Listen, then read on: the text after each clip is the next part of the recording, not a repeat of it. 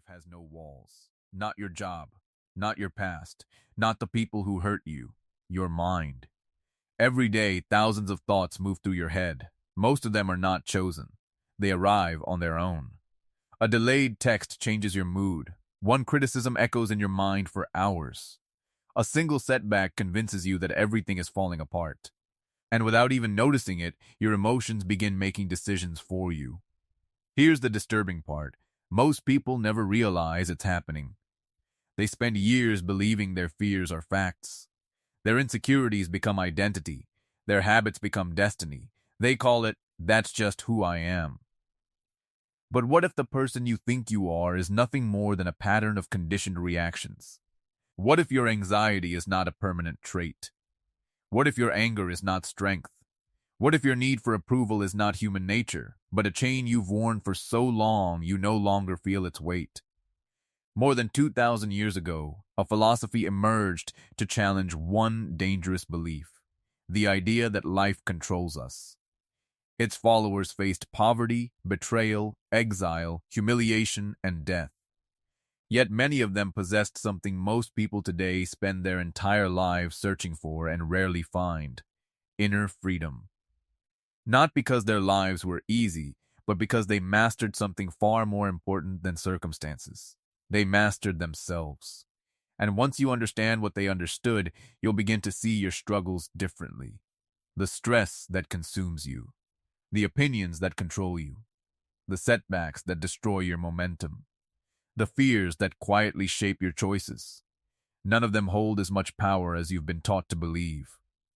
In this video, you'll discover 5 Stoic disciplines designed to build a mind that stays steady when everything around it becomes chaotic. Not motivational tricks. Not temporary confidence. Disciplines, timeless principles that can transform the way you respond to failure, rejection, uncertainty, and loss. But before we begin, there's something you need to do. Take an honest look at your life. How much of your peace depends on other people? How much of your confidence depends on success? How much of your happiness disappears the moment life refuses to go your way? Because the truth is simple. The moment you see the chains, you stop being ruled by them. And today, you're about to see them clearly. Let's begin. Discipline 1. Emotional detachment. There is a moment that happens to almost everyone, almost every day. And it happens so quickly that most people never notice it. Someone says something small, maybe careless, maybe dismissive, maybe not even intended as an insult. But in less than a second, your internal state changes completely. Your chest tightens, your thoughts speed up. You replay the moment. You imagine what you should have said. You build a case in your mind for why you were wronged. By the time you realize what's happening, you've already lost an hour. Sometimes a day. Sometimes the memory resurfaces years later and still carries the same sting. That is emotional entanglement. Your inner state no longer belongs to you. It belongs to whoever last offended you, whatever last went wrong, whatever thought last crossed your mind. This was not pessimism. It was training. Because once you truly understand that everything you have is temporary, something shifts inside you. You stop treating life as a possession. You begin seeing it as a loan. Your body, your youth, your relationships, your success, your comfort, all of it is borrowed. And when you live with that awareness, loss no longer feels like a violation of some promise life made to you. It feels painful, yes, but not unnatural, not unfair in some cosmic sense, just real. This is where acceptance becomes almost spiritual. Most people live as though the current arrangement of their life is the default, and any disruption is an offense against what should have been. The Stoics saw the opposite. They saw the present as a temporary gift, not guaranteed, not permanent, not owed. From that perspective, every day something remains is grace, and every change, pleasant or painful, is simply life doing what life has always done: changing. Here is a simple practice. When something happens that you don't like, say quietly to yourself, "This too," not as defeat, as recognition. This too is part of life. This too happens to human beings. This too will pass. Then ask the only question that matters. Given that this is true right now, what is the best action available to me? Not what should be true, not what I wish were true, what is true, and what can I do now? That shift from fighting reality to working with it can transform the way you live. Acceptance is not weakness. Resistance to reality is weakness, because it is a fight you cannot win. Reality does not tire. It does not negotiate. It does not care how strongly you object. Acceptance is simply the wisdom to stop fighting a war that was lost before it began, so you can finally fight the only battle that can be won, the battle for your own mind. Discipline 4. Being misunderstood there is a fear beneath almost every social interaction. It is so common that most people don't even recognize it as fear. The fear of being misunderstood. You say something, and part of your mind immediately wonders, did that come across the right way? Did they take that the wrong way? Should I explain more? You post something online and begin editing yourself before anyone even responds, not to express yourself more clearly, but to make it impossible for anyone to misread you. But here is the difficult truth. That is impossible. Someone is misunderstanding you right now. Not because you failed, not because you're careless, but because perfect understanding between human beings has never existed. For someone to fully understand you, they would need access to your entire inner world. Every memory, every wound, every intention, every private fear, the exact context behind your words, your tone, your mood, your history. No one has that. Not your closest friend, not your parents, not your partner. No one. And yet most people move through life treating misunderstanding like a malfunction instead of a permanent condition of being human. We are separate minds trying to understand one another through language, through sounds and symbols filtered by personal history, bias, emotion, and interpretation. Misunderstanding is not the exception. It is built into the structure of human life. Consider Socrates. Few people in history have been as devoted to truth, precision, and honest examination as he was, and yet he was condemned by his own society and executed under accusations that were profoundly false. If someone like Socrates could be fundamentally misunderstood by the very people around him, what does that tell you? Discipline 2. Controlling perception there is an old phrase people repeat so often it has almost lost its meaning. It's not what happens to you. It's how you see it. Most people agree with that in theory, then spend the rest of their lives being destroyed by appearances. Because agreeing with an idea is not the same as living by it. So let's go deeper. Your brain does not experience reality directly. Your eyes receive light. Your ears receive vibrations. Your skin receives pressure. Then your brain assembles all of that into an internal model, a simulation it presents to you as the world. You do not see reality exactly as it is. You see your mind's interpretation of it, shaped by memory, emotion, expectation, and past experience. That means two people can witness the exact same event and walk away feeling as though they lived through two different realities. Not because reality changed, because perception did. Epictetus, who began life as a slave and endured immense hardship, built his philosophy around this truth. He taught that external events are neutral. Wealth is neutral. Poverty is neutral. Even death, he argued, is neutral. What gives events their emotional charge is the meaning we assign to them. This becomes clear the moment you apply it to your own life. Take failure. To one person, failure means, I'm not good enough. This proves I'll never succeed. I should stop trying. To another, failure means that method didn't work. Now, I know what to improve. This is part of the process. Same event. Completely different inner world. The difference is not the failure. The difference is the lens. And here's what most people never realize. That lens was installed long before you were aware of it. It was built out of childhood experiences, old wounds, social conditioning, fear, praise, shame, and 1,000 moments you barely remember. Over time, your mind learned, this is what failure means. This is what rejection means. This is what being ignored means. And once that lens is in place, it begins shaping every experience automatically.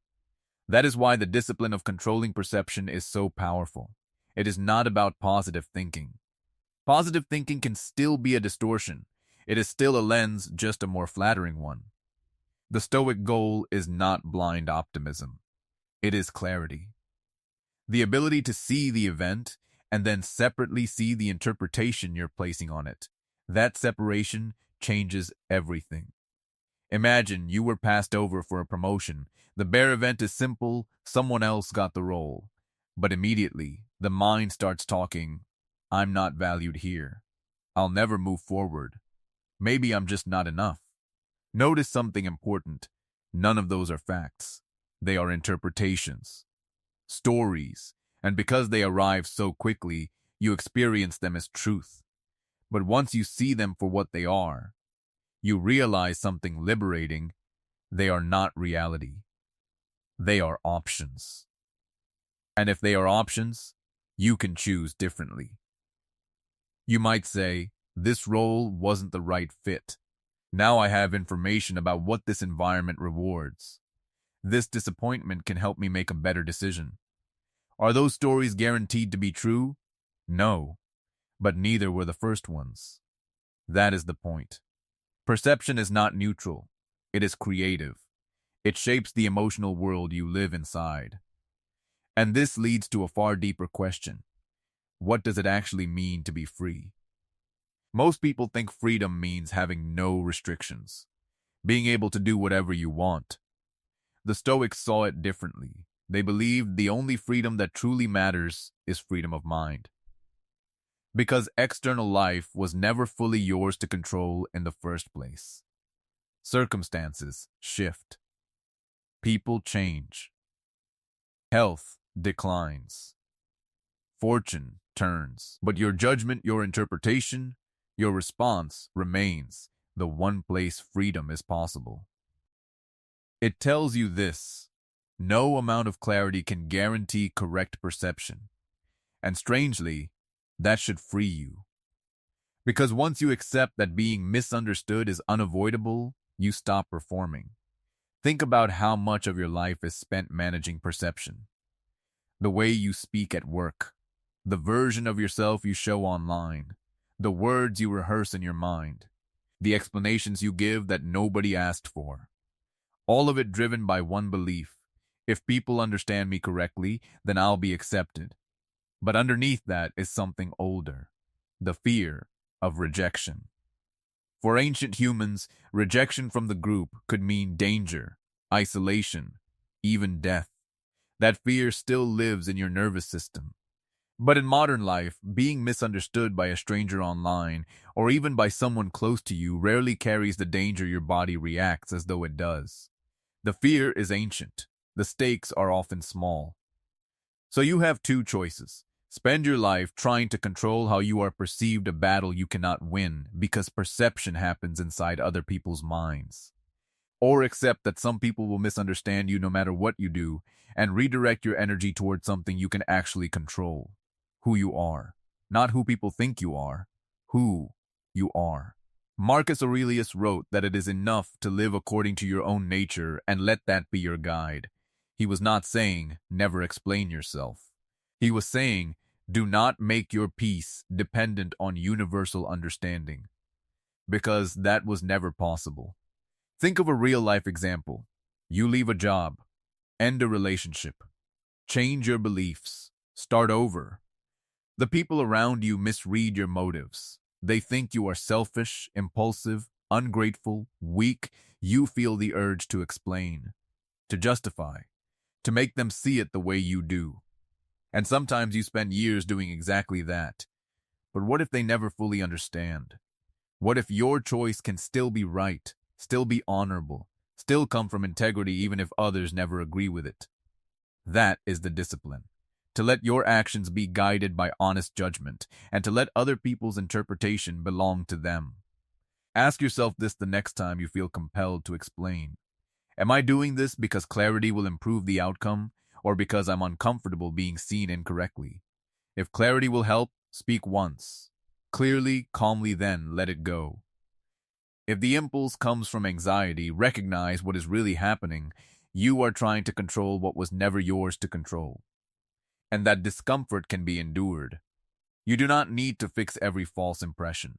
Some people will see you clearly. Others will only ever see fragments. Some will fill in the gaps with their own fears, projections, and assumptions. That has always been true. Your task is not to clear the fog for everyone. Your task is to keep walking with integrity, whether they understand you or not. Discipline 5.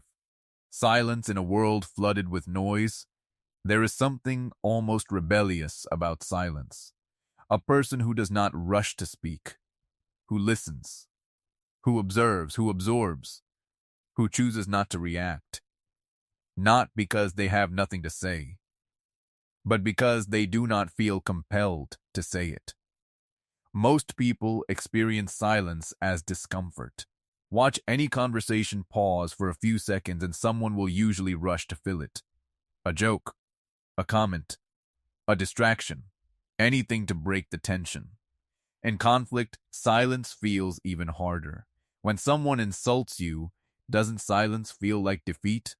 Doesn't not responding feel like weakness? That is one of the deepest illusions of the untrained mind. The belief that reaction equals power, and silence equals loss. The Stoics understood something very different. They understood that speech, especially emotional speech, is often leakage. It is energy escaping, control slipping, information being revealed. And it often feels like strength only because the emotion behind it is so intense. Think about what happens when someone provokes you. There is a surge, an urge to answer, to defend yourself, to correct them, to win. Marcus Aurelius wrote that external things cannot touch the soul. They have no power to move it unless the soul grants them entry through judgment. That is both terrifying and liberating. Terrifying, because it removes your favorite excuse. You can no longer say, I feel this way because of what happened. You must admit, I feel this way because of how I am interpreting what happened. That is harder. But it is also freedom, because if interpretation is involved, then transformation is possible. Here is a practice for this discipline. At the end of each day, choose one moment that disturbed you. First, describe what happened in the most neutral language possible, as if you were a security camera. Then, write the story you told yourself about it. Compare the two. Over time, this trains your mind to catch the story earlier and earlier until eventually you can separate event from interpretation while it is still unfolding. And when you can do that, you gain something rare, the ability to shape your experience, not by lying to yourself, but by seeing more clearly. Remember this, the world does not assign meaning to events. You do. And whoever controls the meaning controls the experience. Make sure that someone is you. Discipline 3. Accepting reality. There is a kind of suffering so common that most people never even notice it. It is not the suffering caused by pain itself. It is the suffering caused by resisting pain, by arguing with reality. Picture someone stuck in traffic, late for something important. The traffic is inconvenient, yes, but look more closely at what actually creates the suffering. It's not just the delay. It's the internal war. This shouldn't be happening. Why today? This is unfair. Now the person is no longer just in traffic. They are fighting reality itself. And that fight changes nothing.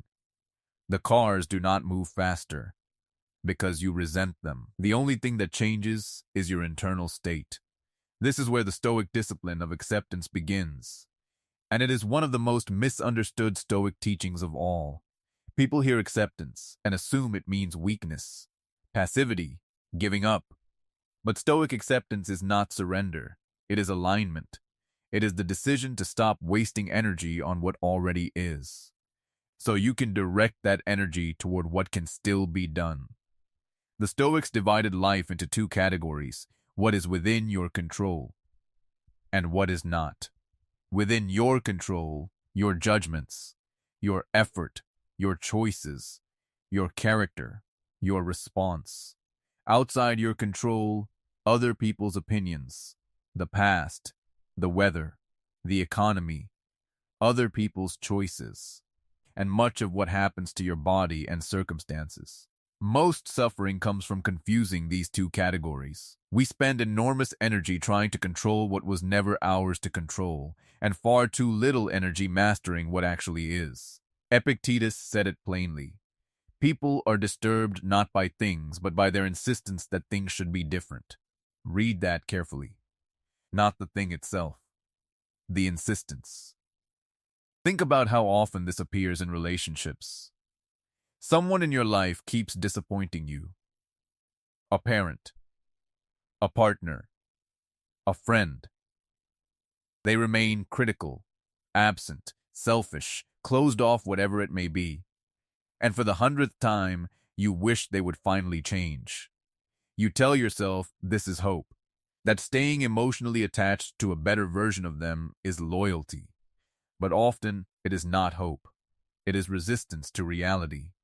You are binding yourself to a fantasy version of the person, while the real person continues being exactly who they've always been.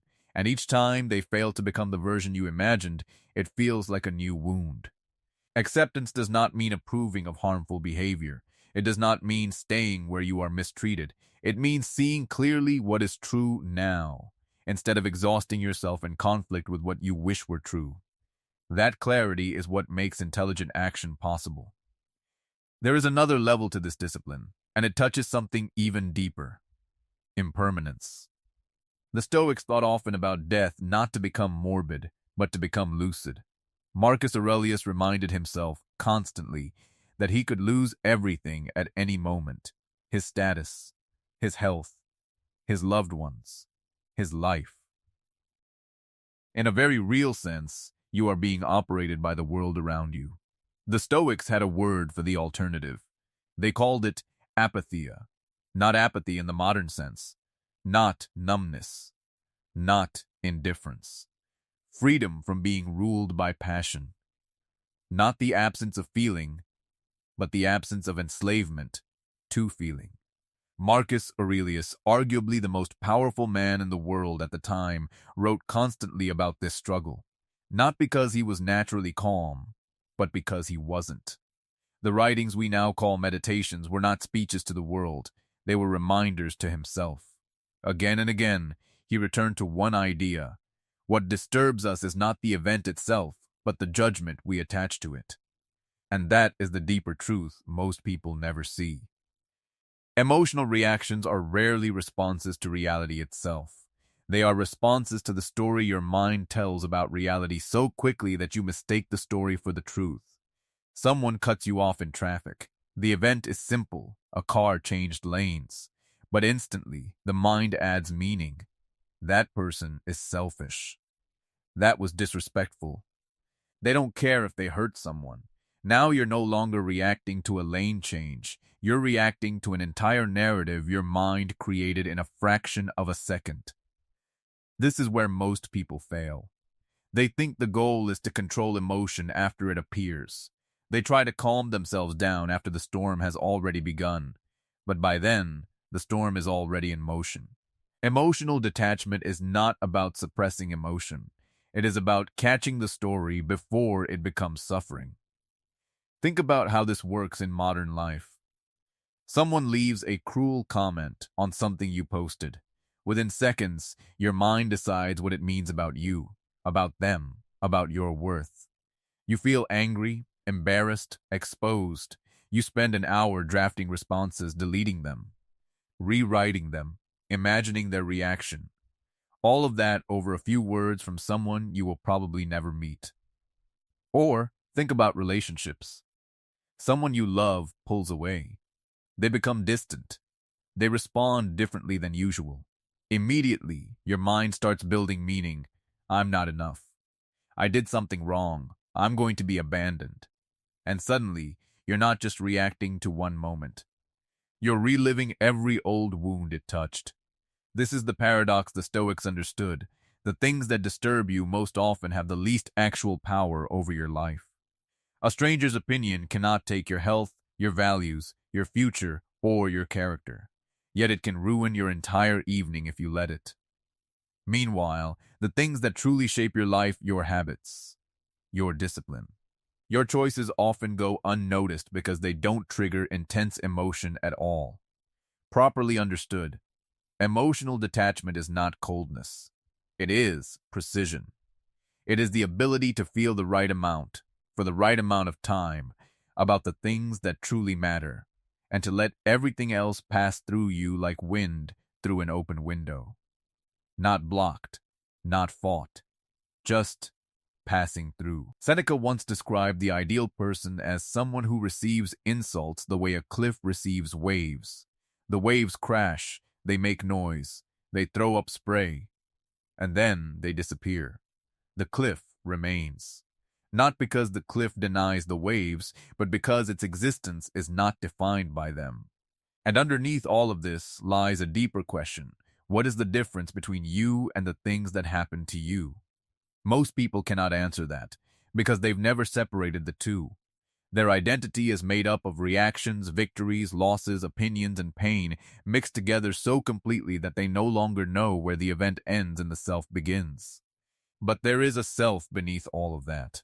A self that exists before the criticism, before the rejection, before the setback. A self that was there yesterday and will still be there tomorrow, regardless of what anyone says or does. Emotional detachment is the practice of returning to that self, again and again, every time the world tries to pull you away from it. Here is a simple practice. The next time a strong emotional reaction rises in you, pause and ask, is this happening to me? Or is this simply happening? A car changed lanes. That happened. They disrespected me is the story. Someone didn't text back. That happened. They don't care about me is the story. Strip away the interpretation for just a moment, and you may discover that the event itself is often very small. It was the story that made it unbearable. If you practice this often enough, something remarkable begins to happen. The space between event and reaction starts to widen. What used to be instant event, then emotion, then suffering, becomes event. Pause, choice, and in that pause, you discover something most people never truly discover. You have a choice at all. Remember this, you are not required to suffer every time life gives you the opportunity to. Suffering is often optional. And the moment you stop treating that as an idea and start living it as truth, you become someone the world can no longer casually wound. That urge feels powerful. But if you look closely, it is not strength. It is disturbance. Something has shaken your balance, and the impulse to speak is often an attempt to throw that disturbance back outward instead of containing it inward. Every word spoken from that state carries the imprint of instability. It shows exactly how much power the moment had over you. Now imagine the opposite. Someone tries to provoke you, and nothing in you rushes to answer. Not because you are suppressing emotion, not because you are playing games, but because the provocation did not land deeply enough to take control of you. That silence says more than anger ever could. It says, the attempt failed. The ground was not shaken. My peace is not available to you. That kind of silence is powerful because it is not theatrical. It is a byproduct of steadiness. But silence is not only about conflict. It is also about self-knowledge. Modern life is almost perfectly designed to keep people from ever being alone with themselves. The moment there is a gap, a commute, a line, a quiet evening, a few minutes before sleep, most people fill it instantly. Phone, music, video, noise, input, and almost no one stops to ask, What am I avoiding? For many people, the answer is simple: themselves. Silence allows buried thoughts to rise. Old emotions return. Unprocessed experiences come back into view. For someone who has spent years drowning themselves in stimulation, silence does not feel peaceful at first. It feels exposing, like finally sitting alone with someone you've been avoiding for years, your own mind. That is why silence is not emptiness. It is confrontation. Seneca wrote about withdrawing into oneself not to escape life, but to examine it clearly so one could return to the world with a steadier mind. This is the deeper value of silence. It creates space between stimulus and response, between impulse and action. And in that space, intelligence can return. Think about how many arguments became destructive, not because of the original issue, but because of what was said in the heat of reaction. Silence in those moments is not weakness. It is discipline. It is the refusal to let emotion speak before wisdom arrives. There is also a social dimension to this. We live in a culture where everyone is expected to have an opinion on everything. Immediately, silence is often mistaken for ignorance, weakness, or indifference. But one of the rarest and strongest habits a person can develop is the ability to say, "I don't know enough yet." To withhold judgment, to observe longer, to remain mentally flexible. That kind of silence protects the mind from premature certainty, and certainty adopted too quickly becomes identity. Once that happens, people stop looking for truth and start defending positions they never examined deeply in the first place. Here is a practice. For one full day, do not respond immediately to anything that provokes emotion. A message, a comment, a disagreement, a headline. Wait, not forever, just long enough for the initial wave to pass. Then notice what remains. Often, what is still true after the surge fades is far smaller, calmer, and clearer than what the emotion demanded in the moment. And in conversation, practice tolerating silence for a few seconds longer than usual. Notice the discomfort. Notice that the discomfort says something about your conditioning, not about the silence itself. The deeper truth is this: the loudest reactions usually come from the least stable places inside us. And the quietest responses, when they come from genuine steadiness, often carry more weight than any speech ever could. Silence is not empty. It is full of everything that did not need to be said because nothing inside you required it. Closing before you leave, remember this: the world will not become easier after this video. People will still disappoint you. Life will still test you. You will still face rejection, failure, uncertainty, and loss. But that was never the goal. The goal was never to create a life without storms. The goal was to become someone who can walk through storms without breaking. Because the strongest person in the room is not the loudest, not the richest, not the most admired. It is the person whose peace cannot be bought, manipulated, or taken away. The person who no longer needs approval to feel worthy, who no longer needs revenge to feel powerful, who no longer needs perfect circumstances to feel at peace. That is strength, and every discipline you've learned today is a step toward it. So when this video ends and life tests you again, pause. Remember who is in control. Remember that your mind belongs to you. And remember that no person, no failure, no insult, and no loss has the power to destroy your peace unless you hand them the keys. Guard your mind. Protect your peace. Master yourself. Become the kind of person the world can challenge, but never conquer. Because the greatest victory is not over other people. It is over yourself. If this message resonated with you, leave a comment below, "I rule my mind."